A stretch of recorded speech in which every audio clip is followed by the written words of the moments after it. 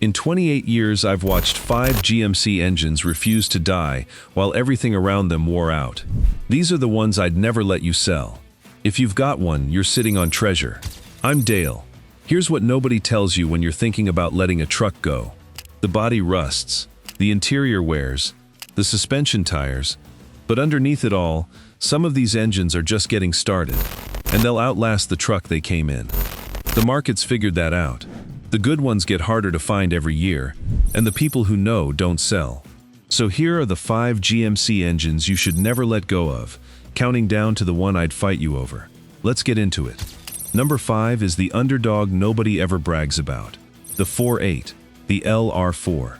This is the smallest V8 GM put in these trucks, a Gen 3 engine built from '99 through 2007. Iron block, port injection, no active fuel management anywhere in it. Just under 300 cubic inches, and that small size is the whole secret to why it belongs on this list. Think about what a smaller engine actually does over a lifetime. To move the same truck down the road, the 4.8 isn't straining the way a bigger engine loafing along would. It's just quietly turning over, doing its job, never asking too much of any single part inside it. Less stress per mile, spread across hundreds of thousands of miles, adds up to an engine that simply doesn't wear out on any normal timeline. Owners have documented these running well past 400,000 miles on the original bottom end. The 4.8 lived a humble life. It went into base model trucks and fleet work trucks, the ones nobody special ordered, the ones bought by the dozen to go earn a living. And that's exactly why it's so underrated. Nobody wrote magazine articles about the 4.8. Nobody bench races it at a car show. It just shows up, starts every morning, and outlasts trucks with fancier engines under the hood. Here's the case for keeping it. It's dead simple. It's built on the same rock-solid architecture as its bigger brothers, so parts are cheap and everywhere. And because it was always the humble option, plenty of owners don't even realize what they've got. They think they've got the lesser engine, when what they actually have is one of the most unkillable V8s GM ever produced. If yours is a 4.8, don't apologize for it, and don't sell it. You've got a quiet legend. Let me give you the numbers behind it. 293 cubic inches, the runt of the litter next to the 5.3 and the 6.0, but built from the identical iron block port-injected recipe that made all of them famous. Same rugged bones, less displacement, and therefore less heat, less stress, and less wear on every component with every mile it turns. I've seen 4.8s come through with numbers on the odometer that would make you assume a rebuilt engine, and they're bone stock. The little guy just keeps going because nothing ever pushed it hard enough to hurt it. That's the underdog's secret, and it's why the 4.8 opens this list instead of getting left off it. Don't let anyone tell you the small motor was the compromise. On a truck you plan to keep forever, the least stressed engine in the lineup is the smart bet, not the consolation prize. That's number 5. Now we go big. Literally. The exact maintenance that takes any of these to 500,000 miles. That's in my GMC blueprint. Links in the description. Back to the list. Number 4 is the giant of this list. The 8.1 Vortec. 496 cubic inches of big block. Let me be clear about what this is, because it's the odd one out. Every other engine on this list is a small block. The 8.1 is a genuine big block. An all-iron monster. Iron block, iron heads, carrying the code L18, built from 2001 through 2006.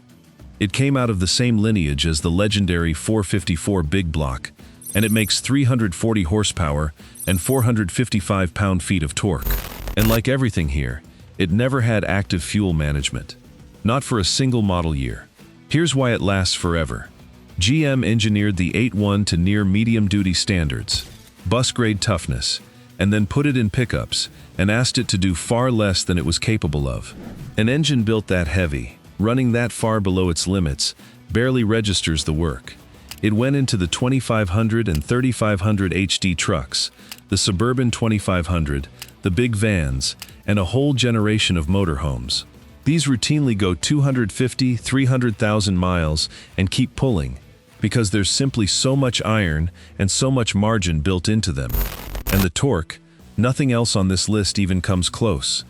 The 8.1 is a towing monster in the truest sense. It hauls the heaviest loads down low, at an easy idle, without ever having to wind up and scream about it the way a small block does on a grade. That effortlessness is also why it lasts. An engine that never has to strain to do its job is an engine that takes decades to wear out. If you tow serious weight, this engine will outmuscle everything here, and do it while barely trying. I'll be honest about the one reason people ever part with one: the fuel bill. It drinks gas, and it's heavy. And parts support has thinned out since it was discontinued, so you keep an eye on availability. But notice this: nobody sells an 8.1 because the engine died. They sell it because of the gas pump. The engine itself just refuses to quit. If you've got one and you can feed it, that big block toughness is worth holding on to. And understand what you're holding. This was GM's answer for people who needed to pull like a diesel but wanted a gas engine. A 496 cube brute that made its power down in the basement of the rev range, right where a loaded trailer needs it. It found its way into motorhomes precisely because it could push 40-foot coaches up mountain grades for 2 decades without complaint. Iron everywhere, deliberate overbuilding everywhere, and not one fuel-saving gimmick to fail. An 8.1 that's been maintained isn't a project. It's a workhorse that'll outlive its owner if the fuel stays affordable. They simply don't build gas engines like this anymore, and they never will again.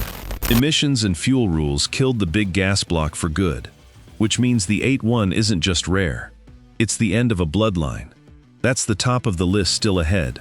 The best 3 are coming. Hit subscribe and turn on the bell, because every week I tell you which GM engines are worth holding on to. Number 3 is the rare gem, the 6.2, in its L92 and L9H form. This is the engine to treasure if you want real power and real longevity in the same package. And I have to be crystal clear, because this trips people up constantly. Neither the L92 nor the L9H was ever given cylinder deactivation. None. That's the exact line that separates them from the L94 version of the 6.2, which did get AFM. These two are the clean ones. Port injected, variable valve timing, and nothing to collapse a lifter. Where did they live? In the trucks and SUVs GM was proudest of at the time. The heads on these are from the same high-flow family that made the Corvette of that era breathe, which is where the real power comes from. This isn't a truck engine detuned into boredom. It's a genuine performance V8 that happened to land in a Denali. The numbers are serious. The L92 makes 403 horsepower and 417 pound-feet of torque. The L9H added flex fuel capability to run E85. It got 4-hole injectors and hardened nitrided intake valves to handle the different fuel. Both of them made big power in the Denali, the Yukon Denali, and the Escalade, back when GM was building the 6.2 to impress. Here's what makes it a forever engine, and not just a fast one.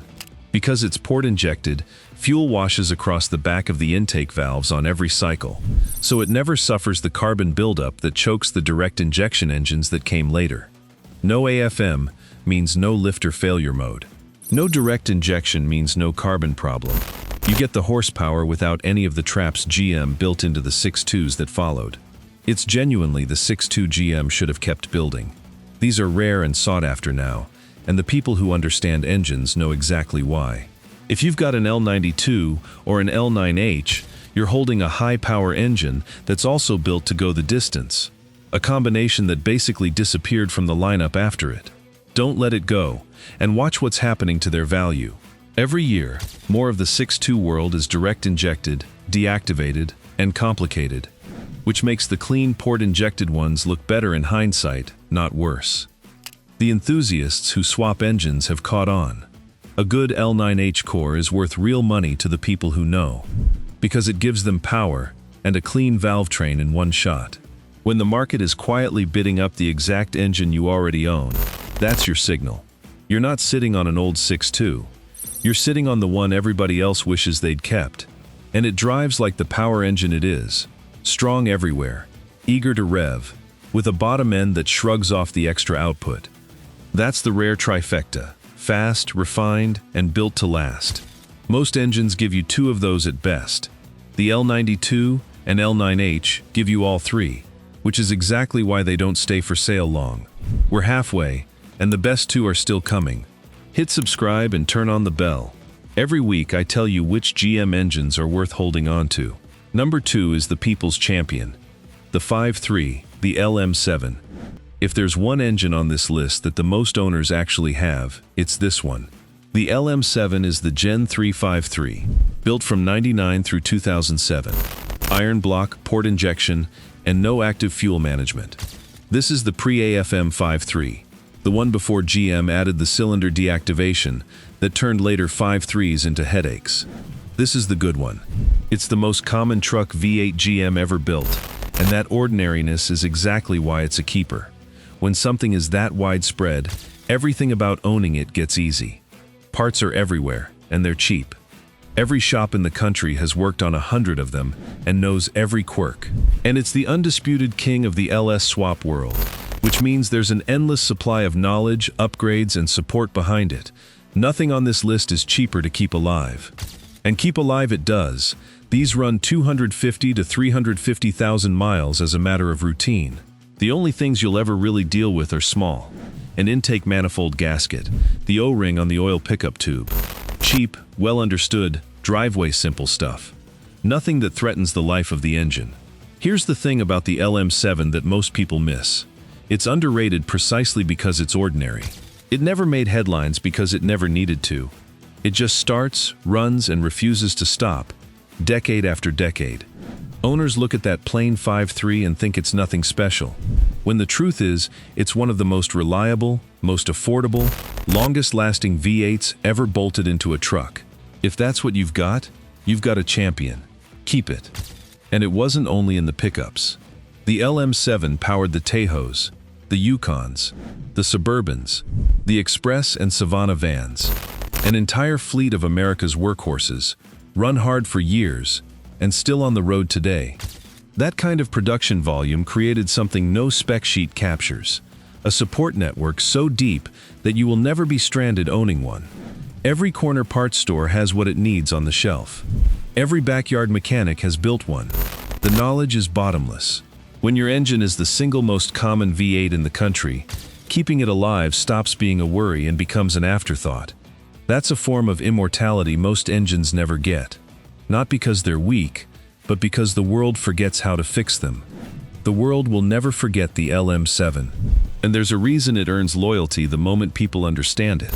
An owner who's been burned by a newer, ticking, deactivated 5.3 learns fast to appreciate the plain old LM7 that just runs. No lifters cycling themselves apart. No carbon starving the valves. No warning light for a system that shouldn't exist in the first place. Just 8 cylinders firing every time, the way an engine is supposed to. Simplicity isn't a downgrade. On a truck you want to keep, simplicity is the entire luxury. And the LM7 backs it up where it counts, down in the bottom end. The block is iron, the rotating assembly is stout, and there's nothing hanging off it waiting to fail. The couple of things that ever go wrong are gaskets and seals. A $100 afternoon, not a 4-figure teardown. An engine whose worst-case scenario is that cheap is an engine you keep until the wheels fall off the truck around it. And that's really the heart of why the LM7 made this list over flashier motors. It removes the fear. You never lie awake wondering what a repair might cost, because the answer is always, not much. That peace of mind, mile after mile, year after year, is worth more than any horsepower figure on a window sticker. And number 1, the supreme keeper, the engine I'd argue with you before I let you sell, the non-FM 6.0. It came in 3 flavors worth knowing: the workhorse LQ4, the higher output LQ9, and the heavy-duty L96 that carried the torch into the Gen 4 trucks. This is the engine that has everything the rest of this list offers, all stacked into one. Iron block, like the 4.8 and the 5.3. No active fuel management, like every engine here. Port injection, so no carbon problems. And on top of all that shared toughness, it's got the most robust bottom end of the bunch. The LQ4 makes 360 to 370 pound-feet of torque. The LQ9 steps it up with flat-top pistons, a 10-to-1 compression ratio, 345 horsepower, and 6-bolt main caps clamping that crankshaft down like it's meant to run forever. The L96 carried the same no-FM toughness into the Gen 4 HD trucks, So even the later trucks got a version of this engine untouched by deactivation. One more reason the non-AFM 60 spans so many good years. And it does run forever. This is the engine documented going 500, 600, 700,000 miles. GM built it for heavy-duty service. Trucks that work every day, haul every day, and never get babied. And then it turns out to be nearly indestructible in that role. The 60 doesn't ask much of you. There's no gimmick to break, no clever fuel-saving system to fail, no delicate technology waiting to fail. Just iron, simplicity, and an overbuilt bottom end. On top of all that, it rides on the massive LS parts network, so it's cheap to maintain and endlessly upgradable if you ever want more. It's the total package, the durability of the whole list, plus the strongest foundation of any of them. Let me put the LQ9 in perspective, because it's the crown jewel of the crown jewel. Flat top pistons, 10-to-1 compression, and those 6-bolt main caps I mentioned. That's 4 extra bolts per main journal versus a standard block, holding the crankshaft down against everything you could ever throw at it. People build these to 1,000 horsepower, and the bottom end just takes it. You will never come close to those limits in a truck, which is the entire point. An engine that overbuilt, driven gently by comparison, is an engine that essentially cannot wear out in a normal lifetime. That's why the 5, 6, 700,000 mile stories aren't fishtales. They're just what happens when you build something this far past what the job requires and then let it do an easier job for the rest of its life. You see it clearest in the fleets. Delivery trucks, utility rigs, service vans, vehicles that idle for hours and rack up miles no private owner ever would, leaned on the 60 for exactly this reason, and 500,000-mile fleet examples are ordinary, not remarkable. If it survives that kind of abuse in commercial service, imagine what it does in your driveway, changed on schedule and never worked half as hard. That's the margin you're holding. And that's why my last word on it is the strongest word in this video. The clean, non-AFM 60 has quietly become the engine every serious GM owner wishes they had. Simple, unbreakable, endlessly supported, and shrinking in supply. There is no version of the next 10 years where you regret keeping one. There are 100 versions where you regret selling it. Hold the line on this engine. I've had owners come back to me a year after selling a clean 60 truck, trying to find another one, and the good ones are already gone or already expensive. That's the pattern with every engine on this list, but it's sharpest with the 60 because it's the one everybody eventually realizes they wanted. Don't learn that lesson the hard way. If it's under your hood right now, you've already won. All you have to do is not give it away. So that's the countdown. 5 engines, 1 common thread, iron where it counts, no gimmicks to fail, and a stubborn refusal to die that turns a used truck into something you pass down instead of sell. The 4.8, the 8.1, the L92 and L9H, the LM7, and the mighty non-AFM 60. If one of those is under your hood, you already own the hard part to find. Everything else on the truck is replaceable. That engine isn't. So here's my strongest advice in this entire video. If you've got a non-AFM 60, do not sell it. Not now, not next year. They stopped making these. The supply only shrinks, and the clean ones are becoming genuinely valuable. You're not holding a used engine. You're holding something that gets rarer and more sought after every single year. It's the best of them, and it's the one I'd never let go. So there they are, the 5 GMC engines you should never sell. And if you've got one, hear me, don't. They're not making them anymore. The good ones are drying up. And every year that passes, they're worth more, not less. Hold on to it.